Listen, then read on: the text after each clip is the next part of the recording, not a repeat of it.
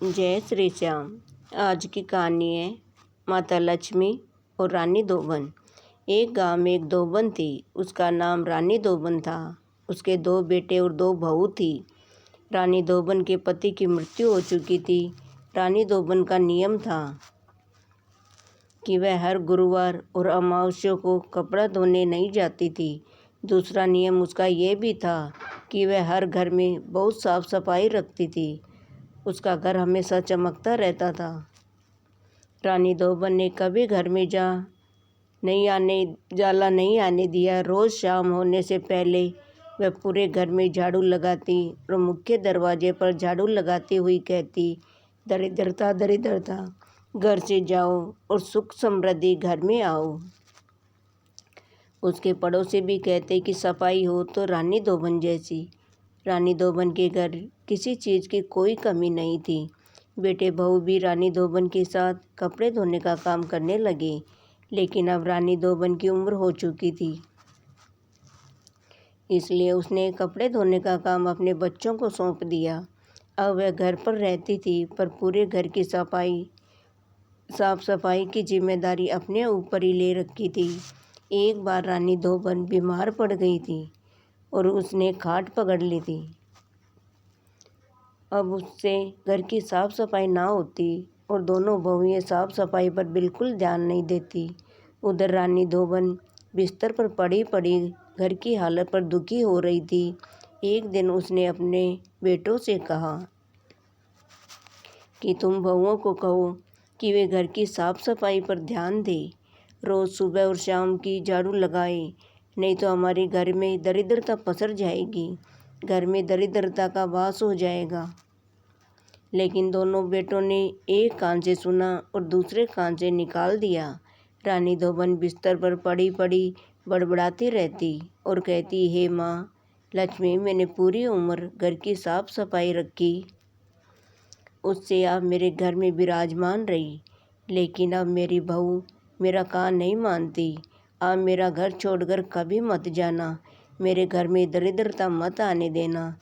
एक दिन माता लक्ष्मी ने सोचा कि धोबन की बहू को रास्ते पर लाना ही होगा। तब माता लक्ष्मी एक बुजुर्ग का वेश बनाकर धोबन की मुंह बोली बहन बनकर उनके घर आई। वो अपने साथ एक बक्सा भी लाई और उनके साथ रहने लगी। एक दिन दोनों बहुओं ने पूछा, आपके बक्से में क्या है? तब माता लक्ष्मी बोली, अरे मेरी लाडली बहुओं, मेरा इस संसार में कोई नहीं है, मैं अकेली ही हूँ। तो ये धन वाला बक्सा, मैंने सोचा मेरी बहन के बच्चे भी तो मेरे ही बच्चे हैं।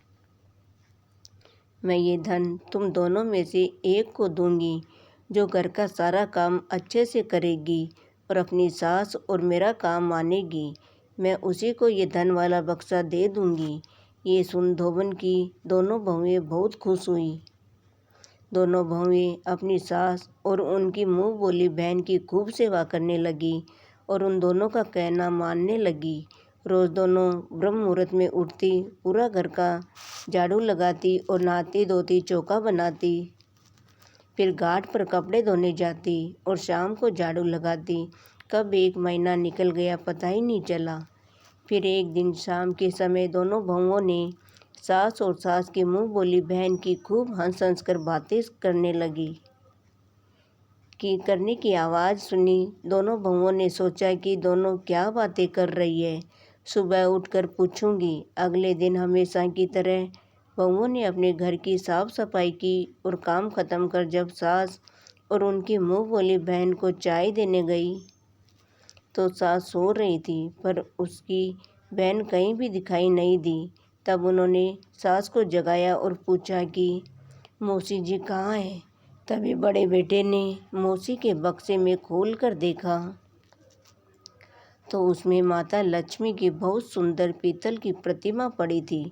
साथ में ही उसमें एक चिट्ठी भी थी। बेटे ने चिट्ठी को पढ़कर सुनाया। उसमें लिखा था कि मेरे प्यारे बच्चों, मैं तुम्हें सुधारने ही आई थी। तुमने अपनी माँ का कहना नहीं माना। तुम्हारी सास ने कभी घर में गंदगी नहीं रखी। उसने अपने जीवन में कभी दरिद्रता नहीं आने दी। वो बिस्तर पर पड़ी पड़ी दुखी हो रही थी और बड़बड़ाती रहती कि मेरे घर की बहुएं घर का झाड़ू पोछा नहीं करती, शाम की झाड़ू नहीं लगाती, घर में दरिद्रता का वास हो जाएगा। और वो मुझे कहती थी कि हे माँ लक्ष्मी, आप मेरे घर में दरिद्रता मत आने देना। इसलिए मैं धरती पर तुम्हें शिक्षा देने आई थी। जो बेटा चिट्ठी पढ़ रहा था और जो सब सुन रहे थे, सबकी आंखों में आंसू बहने लगे। उसके बाद बेटे और बहुओं ने अपनी माँ के पैर पकड़कर अपनी गलती की क्षमा मांगी। तभी माँ माता लक्ष्मी अपने साक्षात रूप में प्रकट हुई और बोली, बहुओं, तुम ये बात अपने पल्ले में गांठ बांध लो कि मैं उसी घर में निवास करती हूँ जिस घर में साफ सफाई रहती है, जहाँ बड़ों की इज्जत होती है, बच्चों से जहाँ प्यार किया जाता है, जहाँ सभी प्रेम से और भाईचारे से रहते हैं, मैं वहीं निवास करती हूँ। बहू बेटों ने माँ लक्ष्मी के पैर पकड़कर अपनी गलती के लिए क्षमा मांगी और माता लक्ष्मी ने उन्हें ढेरों आशीर्वाद दिया और धोबन से कहा, हम आज भी बहनें हैं और मृत्यु के पश्चात तुम मेरे ही लोक में निवास करोगी। तो दोस्तों, आपको ये कहानी कैसी लगी हमें कमेंट करके बताइए और वीडियो को लाइक करें।